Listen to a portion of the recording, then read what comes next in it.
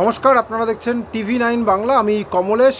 এপ্রিলের মাঝামাঝি থেকে মে মাসের 5 তারিখ পর্যন্ত একটা প্রবল গরমের দাপট দেখেছিলাম আমরা। সেই গরমটা ছিল মূলত শুকনো, তারপর ঝড় বৃষ্টি হলো, গরম বেশ খানিকটা কমে গেল, কিন্তু বৃষ্টি যেই একটু কমেছে গরমের দাপট আবার বেড়েছে। এবারে ভ্যাপসা গরমের দাপট অনেক বেশি, বেশিরভাগ জেলাতেই প্যাচে গরম চলছে এবং খানিকটা পশ্চিমের কিছু জেলা এবং উত্তরের দিকে মূলত দিনাজপুরে এই জায়গাটা একটু শুকনো গরমের দাপট রয়েছে।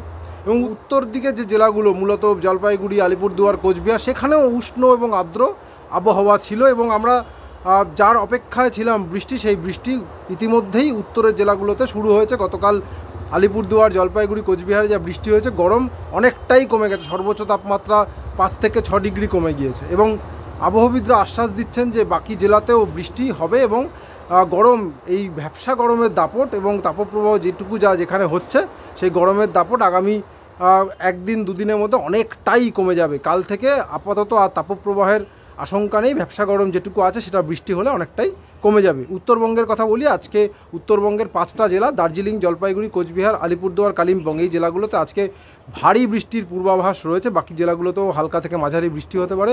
দক্ষিণবঙ্গেও আজ বিক্ষিপ্তভাবে বৃষ্টির সম্ভাবনা। কাল, পরশু এবং বুধবার দক্ষিণবঙ্গে বৃষ্টির পরিমাণ ক্রমশ বাড়বে। হালকা থেকে মাঝারি বৃষ্টি, কোনো জেলায় ঘন্টায় 40 থেকে 50 কিলোমিটার বেগে ঝোড়ো বাতাস, দমকা বাতাস বইতে পারে এবং বজ্রপাতের আশঙ্কা। যেহেতু বজ্রগর্ভ মেঘ সৃষ্টি হয়ে বৃষ্টি হতে পারে, তাই বজ্রপাতের আশঙ্কা রয়েছে। সুতরাং এর আগে আমরা দেখেছি, এই মাসেই প্রায় 23 জনের মৃত্যু হয়েছে রাজ্যে বজ্রপাতে, অন্তত 23 জনের মৃত্যু হয়েছে।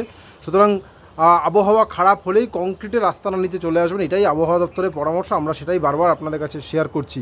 আগামী কয়েকদিনে এরকম বজ্রগর্ভ মেঘ সৃষ্টি হয়ে বিক্ষিপ্ত বৃষ্টির সম্ভাবনা রাজ্যের প্রায় সব জেলাতেই কম বেশি থাকবে।